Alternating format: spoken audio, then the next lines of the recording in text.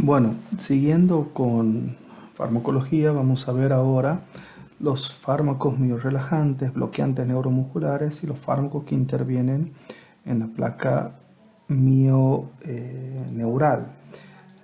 muy usados en patologías dolorosas, patologías musculares, en enfermedades que generan contractura o rigidez. Dentro de la clasificación de los miorrelajantes tenemos aquellos de acción central, quizás los más conocidos o los utilizados en forma diaria, como la tizanidina, ciclobenzaprina, clorzosaxona, paclofeno. El daltrolene no lo vamos a abordar. Estos fármacos tienen la característica de que actúan a nivel central, por lo tanto generan somnolencia. Todos, ¿sí? Todos ellos van a generar somnolencia como efecto adverso. Los de acción periférica, desde el punto de vista de su mecanismo de acción, lo vamos a dividir en no despolarizantes y despolarizantes, y ya vamos a hablar de ellos como ejemplo de los no despolarizantes, el becurono, pancuronio, atracurio y la succinilcolina dentro de los despolarizantes. Estos generan parálisis flácida muscular, por lo que su uso queda restringido a quirófano y a las unidades de cuidados intensivos. Veamos entonces los relajantes musculares de acción central. Empecemos con la tizanidina. La tizanidina viene en forma comercial, ya sea sola o asociada a analgésicos como ibuprofeno, diclofenac o paracetamol. Desde el punto de vista de su mecanismo de acción, es un agonista de los receptores alfa-2 adrenérgicos presinápticos. O sea que tiene alguna similitud con algún fármaco que ya vimos, que es la dexmedetomidina. Es decir, si ustedes recuerdan, aquí tengo hendidura sináptica, esto es presinapsis y esto es postsinapsis. El receptor alfa-1 es postsináptico y su activación, entre otras cosas, genera vasoconstricción. Recuerden que la noradrenalina también tiene un potente efecto analgésico, ¿sí? Ahora, a nivel presináptico y realizando feedback, tengo el receptor alfa-2. La activación del receptor alfa-2 limita la liberación de noradrenalina en la sinapsis. Por lo tanto, tendré menor neurotransmisor en la hendidura sináptica. Esta disminución de la cantidad de neurotransmisor en la hendidura sináptica, esta disminución del tono adrenérgico en la hendidura sináptica a nivel central, va a generar disminución de la actividad de las motoneuronas alfa y delta. Entonces, estos son agonistas alfa-2 adrenérgicos centrales. Como efecto adverso, ya dijimos, sueño, cansancio, mareos, tiene una vida media cercana a 5 horas y se absorben rápidamente y muy bien. El margen terapéutico es muy amplio, podemos usar entre 2 a 36 miligramos y solemos darlo cada 8 horas. Cuando dijimos que actúa a nivel de las motoneuronas, vamos a recordar un poco cómo funcionaba este sistema. La motoneurona alfa, ¿sí?, se encarga de la inervación de las fibras musculares extrafusales, es decir, va a inervar grandes masas o grupos musculares. Las delta y gamma se van a encargar de inervar las fibras musculares intrafusales. Por lo tanto, van a ser grupos musculares pequeños. La actividad de estas motoneuronas es lo que va a condicionar el tono muscular. Si vemos el ejemplo del lado, ¿sí?, tenemos aquí en amarillo el haz piramidal que baja desde la corteza motora primaria. Se va a decusar a nivel del bulbo y va a pasar al lado contralateral. Esto está hecho esquemáticamente. tengo el asta medular posterior, que tiene más relación con la sensibilidad, y el asta medular anterior, que tiene más relación con la actividad motora.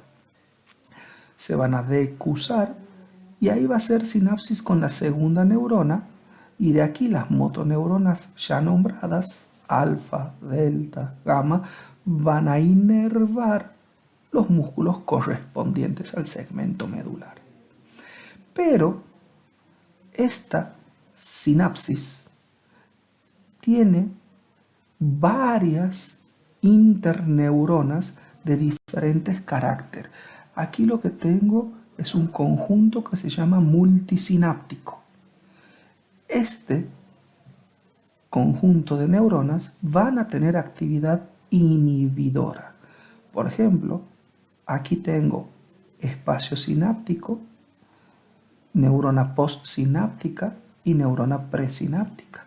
Y aquí tengo el receptor alfa 2 presináptico, donde va a actuar la tecianidina, va a limitar el efecto adrenérgico y por lo tanto va a bajar la actividad de esta motoneurona.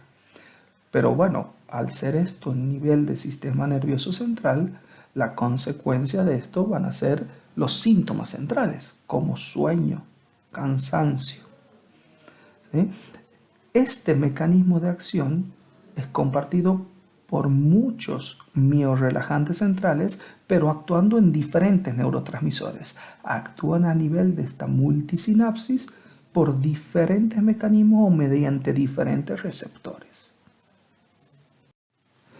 La tizanidina puede generar algo de hipotensión, no debe ser interrumpida bruscamente porque puede generar efecto rebote. Suele dar sedación hasta en el 50% de los pacientes y las alucinaciones son raros.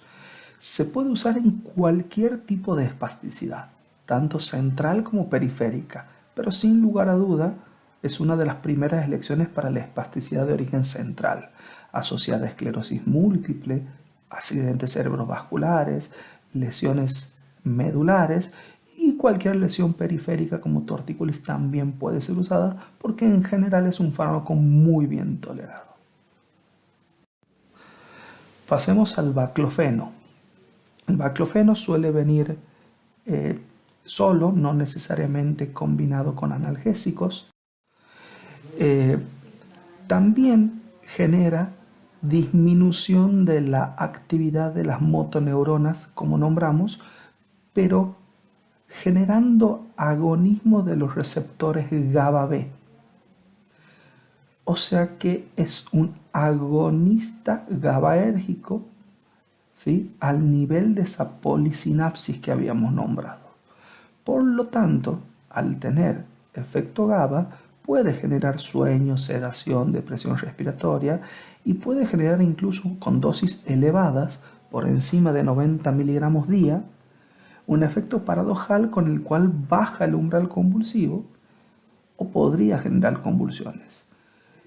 Y como es un fármaco que se usa mucho en espasticidad en pacientes con daño neurológico, hay que tener precaución si nuestro paciente tiene, por ejemplo, como secuela convulsiones. Un dato importante es que su uso continuo no da tolerancia, así que eso lo hace muy atractivo para usarlo por tiempo prolongado. Recordemos un poquito cómo funcionaban los receptores GABA.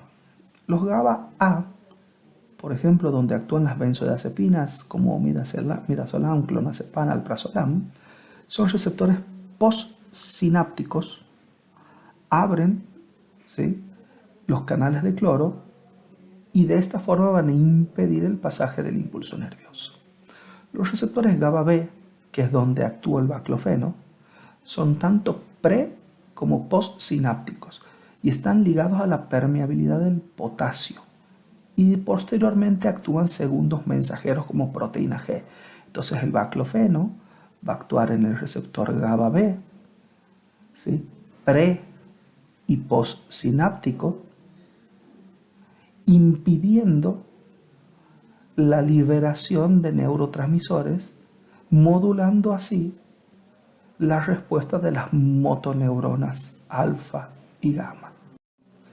Entonces, de la misma forma que explicamos cómo funcionaba la tizanidina, ¿sí? La neurona efectora, la motoneurona, ¿sí? A nivel presináptico y postsináptico por los receptores GABA B, estimulados por el baclofeno, van a generar una respuesta inhibidora. Recuerden que el sistema GABA es un sistema inhibidor. La estimulación de los receptores GABA genera inhibición. Por lo tanto, disminuirá, ¿sí?, el tono muscular, ¿sí?, que pueda generar la inervación de esa sinapsis.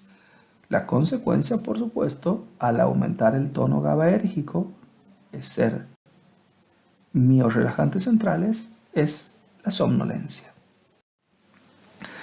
Se puede usar para tratar cualquier tipo de espasticidad, pero mucho más útiles en espasticidad de tipo central. Esclerosis múltiple, lesiones medulares. Si hay dolor asociado a espasticidad, alivia el dolor. Puede mejorar el funcionamiento de vejiga e intestino y puede usarse por vía intratecal. Es decir, en pacientes con trastornos de espasticidad de origen central cerebral, ¿sí?, anda muy bien por vía intratecal. Incluso en algunos dolores como neuralgia trigeminal, el baclofeno es muy útil. Entonces debe quedar claro que estimula las sinapsis inhibitorias del asta posterior, sumamente útil en espasticidad central y en dolor secundario a esta espasticidad. No hay que superar los 80 miligramos día y por encima de esto puede generar convulsiones, y la vía intratecal es una opción para pacientes con desórdenes centrales y espasticidad resistente a otros tratamientos. El pridinol, es muy difícil conseguir pridinol solo, viene siempre asociado a otros analgésicos como diclofenac o paracetamol o meloxicam, y es también un miorrelajante de acción central. Actúa a nivel de las motoneuronas alfa y gamma, pero aparte tiene un efecto anticolinérgico. Se absorbe muy rápido y hay que tener cuidado con este efecto anticolinérgico que puede generar retención urinaria y cicloplejía. Esto es visión doble por trastornos en la acomodación. Entonces, si uno va a prescribir pridinol, habrá que tener la precaución de que el paciente no conduzca un vehículo o no trabaje con maquinaria que podría resultar peligrosa, más allá de la somnolencia que puede dar por su efecto central. El mecanismo de función también inhibe el estímulo polisináptico que hablábamos a nivel del asta medular y bloquea la actividad del sistema reticular activador ascendente, por lo que da importante somnolencia. Quizás de los tres que vimos hasta ahora, pridinol, baclofeno y tizanidina, es el pridinol el que genere más somnolencia. Se puede usar en espasticidad tanto central como periférica, contracturas musculares de origen central como ACV, Parkinson, lesiones médula, pero también periféricas como secundarias artrosis, lumbalgias, hernias discales, calambres nocturnos, sin ningún tipo de problema. Genera como efecto adverso, lo que ya dijimos, trastornos colinérgicos, sequedad de boca, trastornos para la visión o visión doble, dificultad para orinar, dificultad en la micción y la sedación adjudicable a todos los fármacos miorrelajantes de tipo central.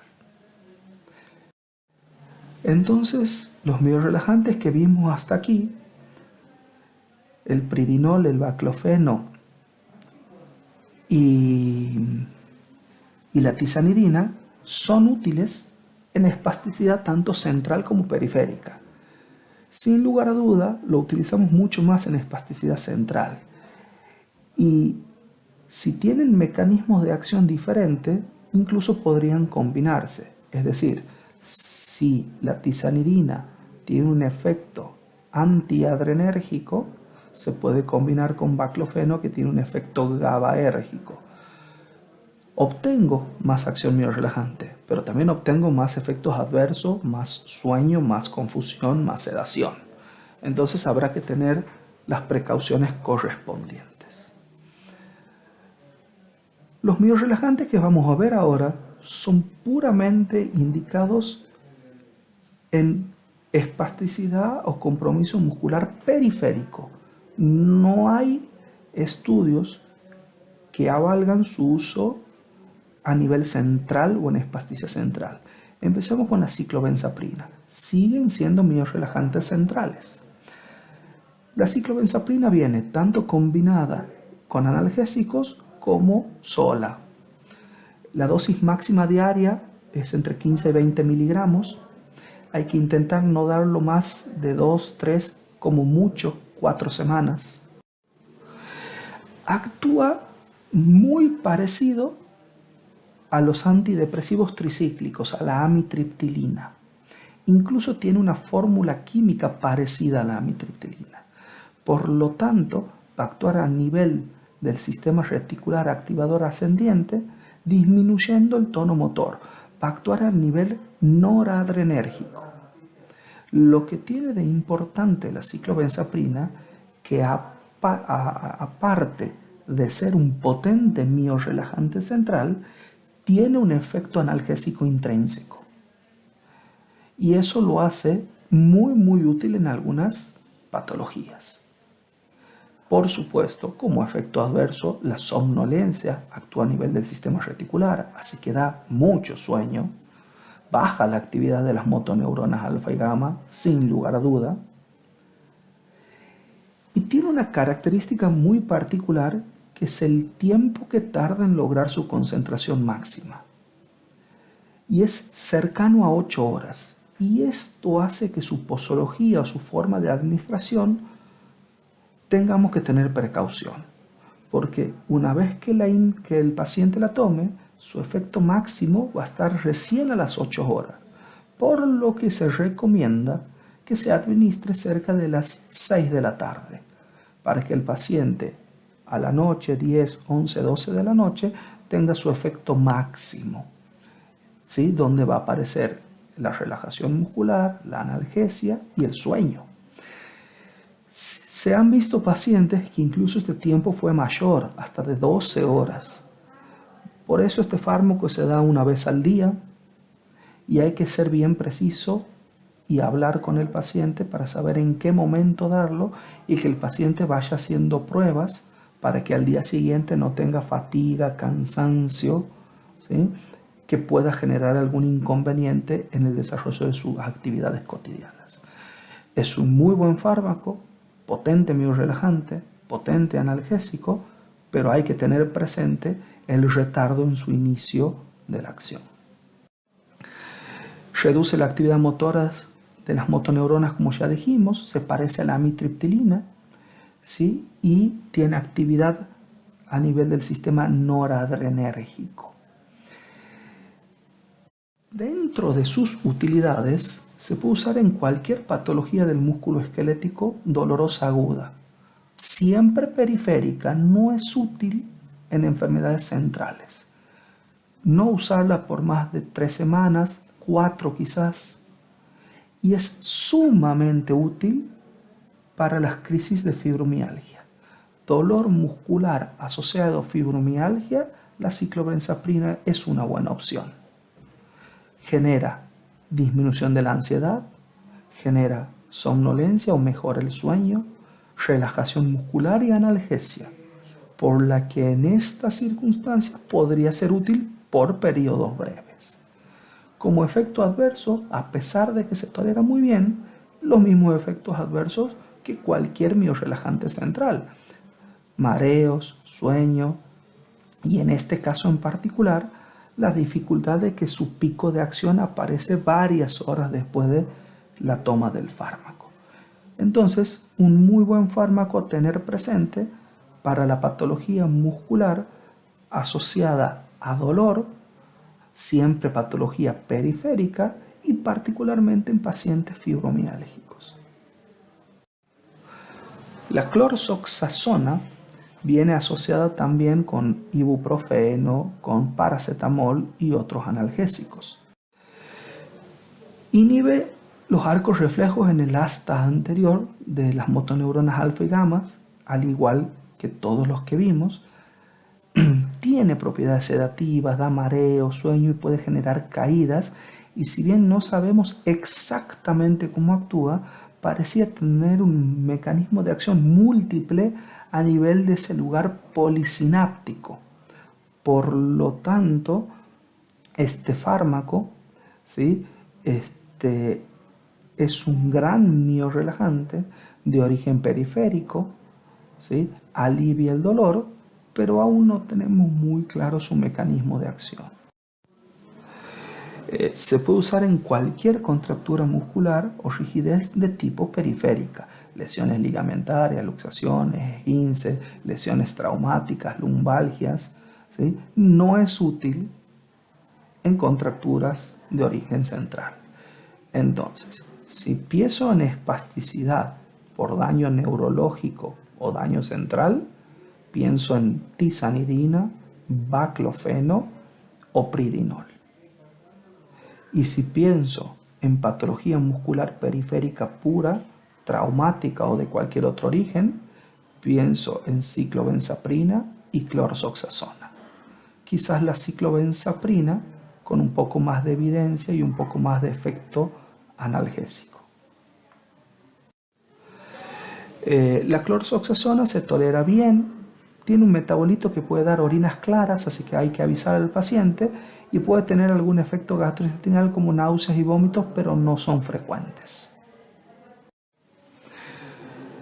Entonces, habiendo aclarado ya los relajantes musculares de origen central y sus usos, pasemos a los relajantes musculares periféricos o bloqueantes neuromusculares.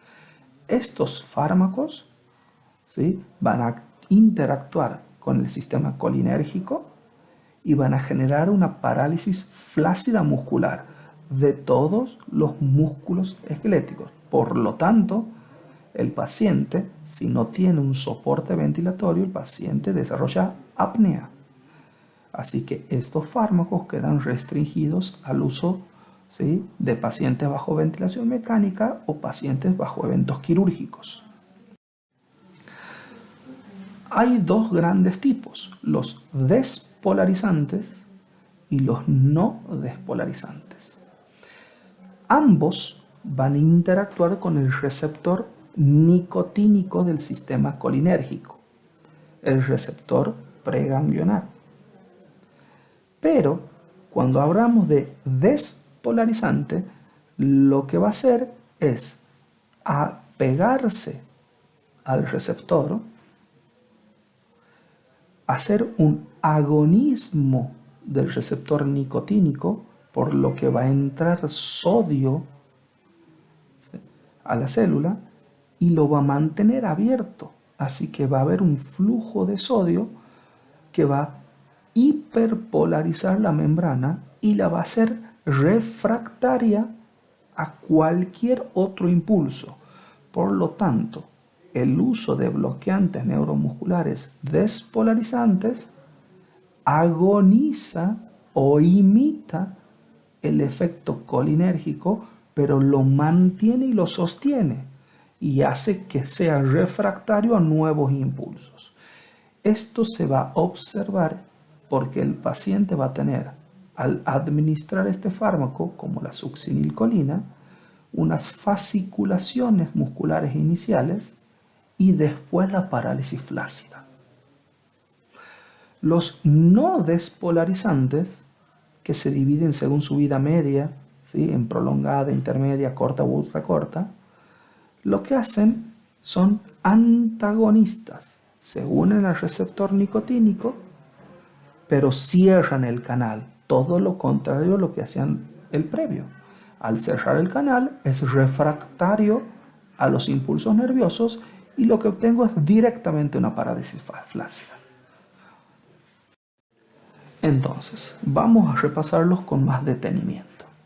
La succinilcolina es un relajante muscular despolarizante.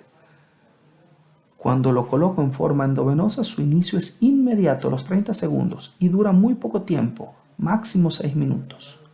O sea que tiene muy pocas utilidades, básicamente durante la maniobra de intubación orotraqueal. Y como les dije, se une el receptor nicotínico, lo activa, permite la entrada de sodio y mantiene la membrana hiperpolarizada y no permite el ingreso de nuevos impulsos. El paciente, al colocar succinilcolina, tiene parálisis muscular flácida. No mueve el diafragma, no mueve los músculos extraoculares, no se puede mover, pero no altera bajo ningún concepto la conciencia. El paciente mira, ve, siente, escucha, pero no puede moverse. Por lo que estos fármacos deben ser siempre administrados con un sedante, si no esto podría ser una experiencia muy desagradable para el paciente.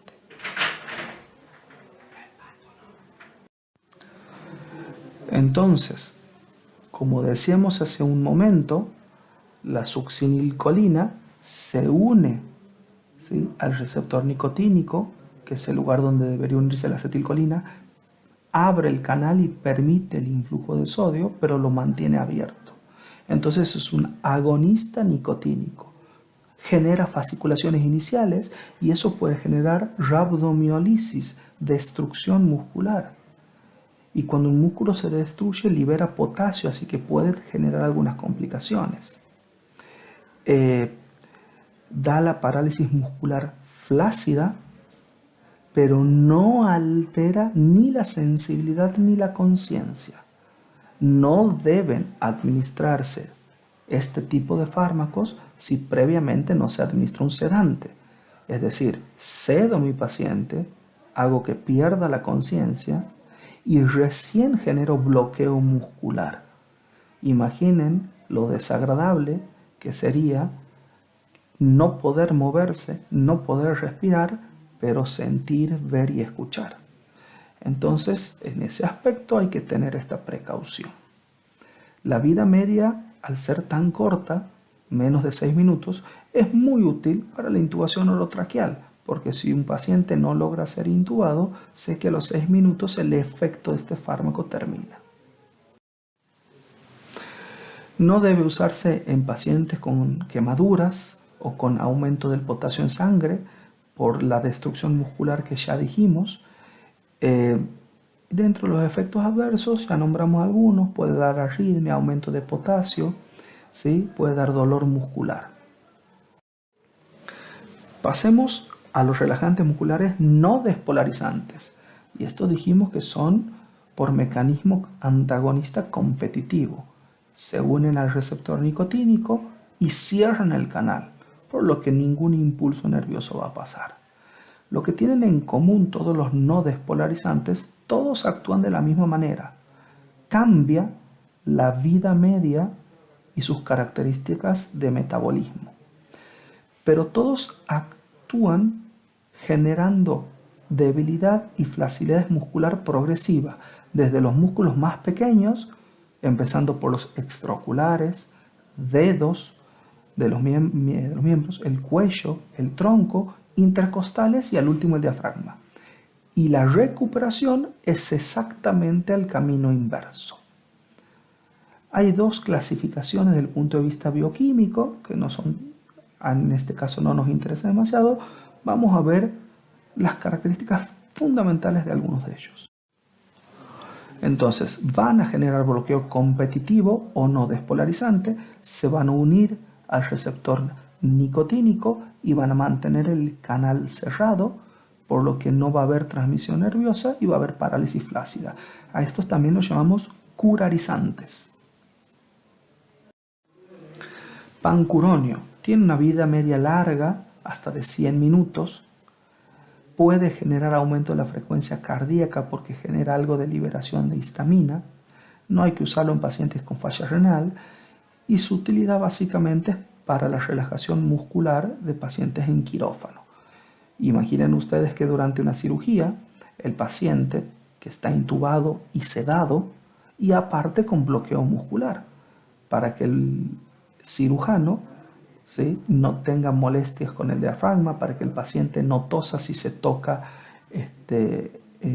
algún arco reflejo. Entonces todo paciente durante el acto quirúrgico tiene bloqueantes neuromusculares. El becuronio es uno de los que más usamos en cuidados intensivos. No libera histamina, por lo que no da demasiada taquicardia. Tiene una vida media un poco más breve, 30 minutos a 40 minutos, ¿sí? Y lo usamos en pacientes donde están bajo ventilación mecánica, por ejemplo con un distrés grave, ya tienen sedación como propofol, midazolam, opioides, y aún así no logramos nuestros objetivos. Se puede usar infusión de becuronio o algún bloqueante neuromuscular para realizar maniobras con el ventilador mecánico en pos de la mejoría de estos pacientes. El atracurio también se usa mucho, tanto en quirófano como en cuidados intensivos, porque tiene una vida media corta de 30 minutos y porque se metaboliza por las vías de Hoffmann a nivel de plasma, por lo que puedo usarlo en pacientes con falla renal. Y eso lo hace un fármaco muy muy atractivo. Pero todos los que nombramos hasta aquí, pancuronio, becuronio, atracurio, su mecanismo de acción es el mismo. Cambia su vida media y cambia el tipo de metabolismo. El rocuronio, ¿sí?, tiene mínimos efectos histaminérgicos, se metaboliza en el hígado y tiene una vida media también cercana a 30 minutos y también es útil en cuidados intensivos en quirófano. Entonces hasta aquí vimos los miorrelajantes centrales y los miorrelajantes periféricos o bloqueantes neuromusculares, tanto polarizantes como despolarizantes. Para entrar a fármacos de la placa mioneural, vamos a explicar dos palabras o muy brevemente algo sobre miastenia gravis. La miastenia se usa en enfermedad autoinmune por la generación de anticuerpos contra el receptor nicotínico de la acetilcolina. Estos anticuerpos se llaman ACRA. Entonces, si ustedes ven en este lado una sinapsis normal, lo que tengo son los receptores nicotínicos en rojo, la acetilcolina uniéndose al receptor nicotínico y el paciente generando la transmisión sináptica y la posibilidad de moverse. En este lado tienen en amarillo los anticuerpos que se van a pegar al receptor nicotínico y van a impedir que la acetilcolina genere su acción. Por lo tanto, este paciente se va a traducir clínicamente como debilidad muscular. No está muy claro por qué se generan estos anticuerpos. Sabemos que pueden estar relacionados con tumores tímicos. Entonces los pacientes con timomas, ¿sí?, pueden relacionarse con miastenia. Se dan en ambos sexos, pero con una leve predilección en las mujeres. Entonces estos anticuerpos contra el receptor nicotínico de la acetilcolina van a impedir que la acetilcolina se una a su receptor y el paciente tendrá debilidad muscular. Por otro lado, el anticuerpo también va a ir dañando los pliegues postsinápticos, haciendo que cada vez se expresen menos receptores.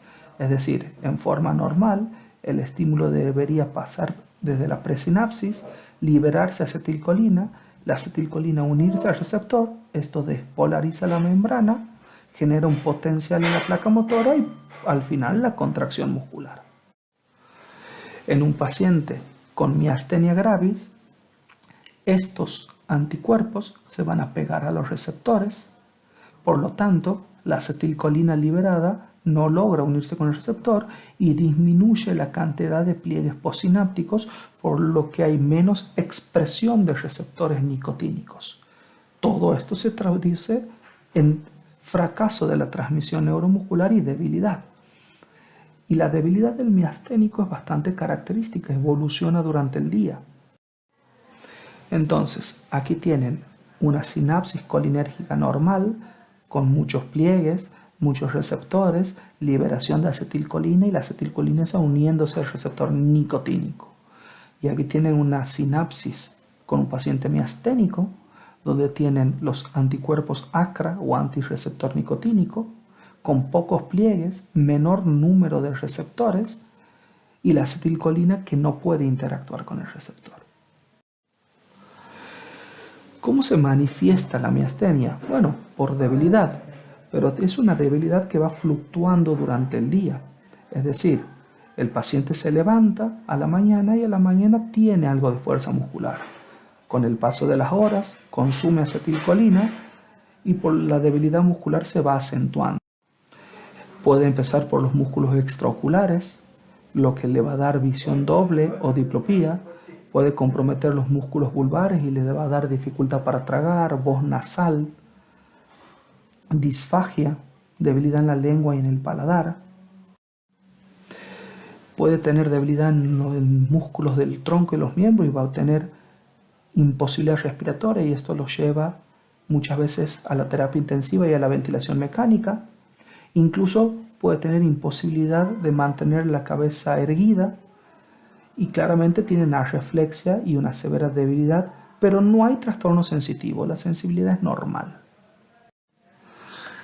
La crisis miasténica es una exacerbación brusca de estos síntomas, que puede darse por varias causas. Sin lugar a duda, la deprivación de sueño, el estrés o las infecciones son las principales causas de crisis miasténica. El problema de la crisis miasténica que puede generar incompetencia ventilatoria o insuficiencia respiratoria y lo puede llevar al paciente a la ventilación mecánica. Hay fármacos que pueden precipitar crisis miasténica, como la ampicilina, como la ciprofloxacina, fármacos de uso común. El tratamiento de la miastenia consta de uso de fármacos anticolinesterásicos, inmunosupresores porque es una enfermedad autoinmune, inmunoglobulina o plasmaféresis en las crisis y si hubiese un tumor tímico, la timectomía. Nosotros nos vamos a ocupar solamente de los anticolinesterásicos. El principal fármaco utilizado es la piridostigmina, se conoce con el nombre comercial de Mestinón, y lo que hace es aumenta la vida media de la acetilcolina en la sinapsis. La duración del efecto de la piridostigmina es breve, 4 horas a 6, o sea que el paciente va a tener que tomar esto cada 4 horas y si no se va a sentir débil. Incluso uno le enseña al paciente cómo autorregularse la dosis de la piridostigmina. Es decir, si el paciente es un estudiante y va a pasar una noche sin dormir para estudiar, seguramente le diremos que esa noche puede tomar una dosis extra. O si el paciente está sometido a un estrés quirúrgico, entonces dependiendo de las circunstancias el paciente tiene una dosis basal y va modificando sus dosis ante las diferentes circunstancias. ¿Cómo actúa la piridostigmina, el mestinón? Bueno, normalmente la acetilcolina, que tiene una parte acetilada, y la colina es excretada hacia la sinapsis, interactúa con el receptor nicotínico y esto desencadena el potencial de acción en la placa neuromuscular y el movimiento. Una vez que la acetilcolina terminó su acción, se libera del receptor y hay una enzima que se llama acetilcolinesterasa que la va a destruir a la acetilcolina, a desdoblar en una parte colina y una parte acetilada. La parte colina va a reingresar a la presinapsis para ser reutilizada o reciclada para formar nuevamente acetilcolina. Esto sucede normalmente. Lo que hace la piridostigmina es inhibir la enzima acetilcolinesterasa. Entonces esta acetilcolina no se destruye, permanece más tiempo en la sinapsis y va a encontrar nuevos receptores donde actuar.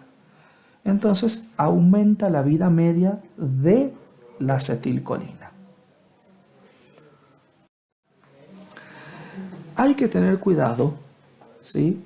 Porque al aumentar la cantidad de acetilcolina estoy generando un efecto colinérgico. La acetilcolina es el principal neurotransmisor del sistema colinérgico. entonces puedo generar lo que se llama una crisis colinérgica. La crisis colinérgica, miren ustedes qué interesante, genera síntomas similares en algún aspecto a la crisis miasténica. La crisis miasténica genera gran debilidad, con disfagia, así que el paciente tiene salivación, cialorrea, con insuficiencia respiratoria. Y la crisis colinérgica genera debilidad, genera hipersalivación, vómitos, dolor abdominal. Entonces muchas veces cuando un paciente que ya es miasténico y viene tomando mestinón e ingresa con debilidad, nos queda la duda si tiene una crisis de su miastenia, que se trata aumentando la dosis de mestinón, o tiene una crisis colinérgica, que se trata suspendiendo el mestinón.